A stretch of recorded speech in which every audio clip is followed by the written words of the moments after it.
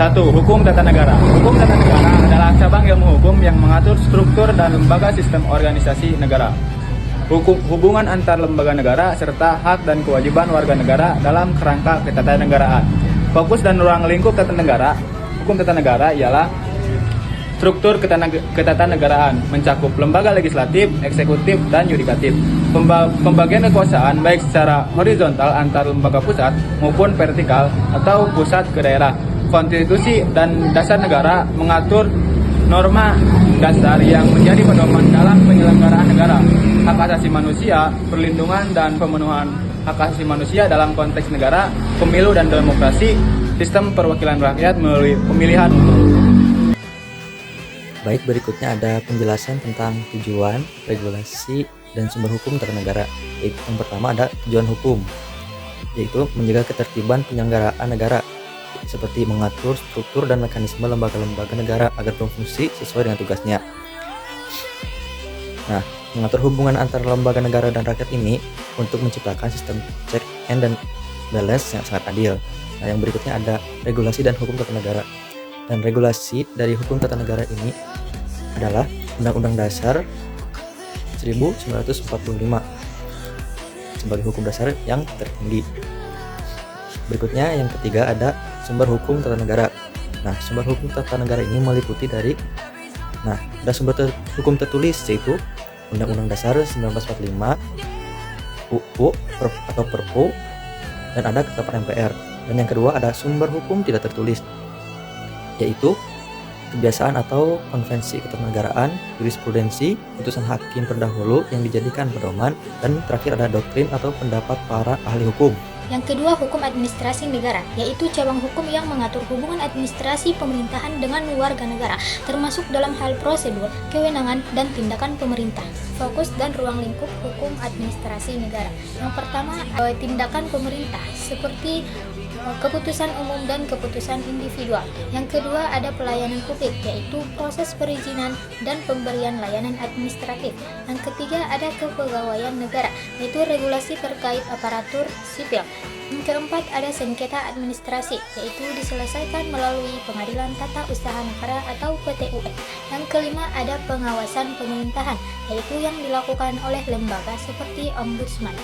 Hukum administrasi negara atau HAN bertujuan untuk mengatur tindakan pemerintah agar adil, transparan, dan akuntabel, serta melindungi hak-hak warga negara.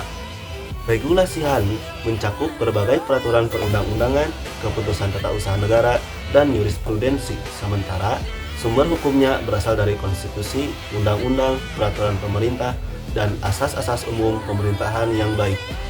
Yang ketiga, hukum internasional. Apa sih hukum internasional itu? Kenapa penting banget buat dunia? Jadi, hukum internasional adalah himpunan kaidah dan prinsip hukum yang mengatur hubungan hukum antar negara, antar organisasi internasional, dan antar negara dengan individu sebagai subjek hukum internasional.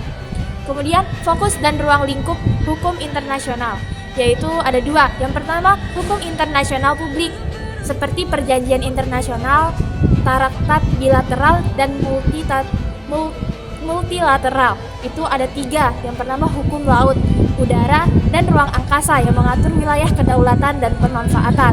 Kemudian ada hukum humaniter internasional yang mengatur perlindungan pada masa konflik atau perang.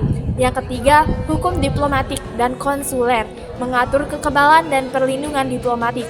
Kemudian yang kedua yaitu hukum internasional privat yang mengatur konflik hukum antar negara yang melibatkan individu seperti perkawinan, lintas negara, kewarganegaraan, dan waris.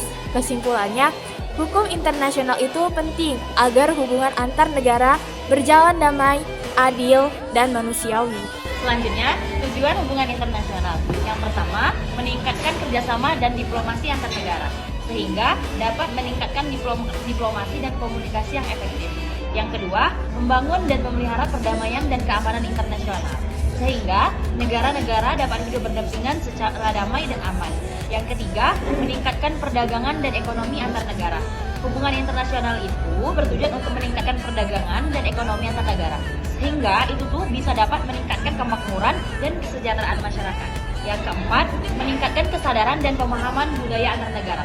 Hubungan hubungan internasional itu bisa meningkatkan kesadaran dan pemahaman budaya antar negara, sehingga dapat meningkatkan toleransi dan kerjasama antar negara.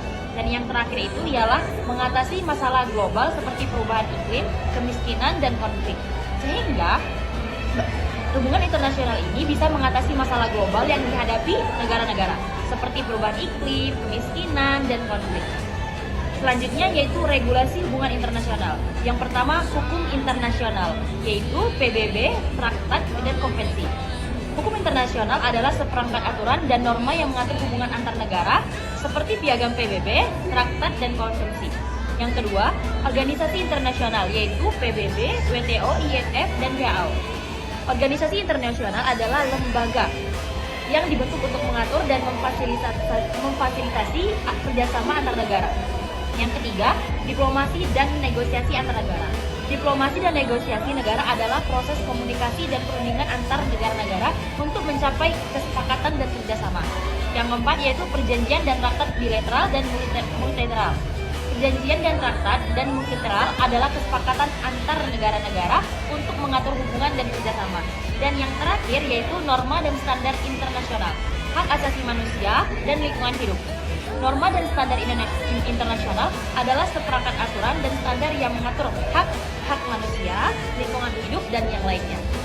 Nah, selanjutnya ada sumber hukum internasional. Sumber hukum internasional yang pertama adalah traktat dan perjanjian internasional. Yang kedua, ada kebiasaan internasional atau yang biasa disebut dengan customary international law. Nah, yang ketiga, ada prinsip hukum umum yang diakui oleh dunia. Nah, yang keempat ada putusan dari Badan Peradilan Internasional. Yang kelima ada pendapat ahli hukum internasional yang terkemuka.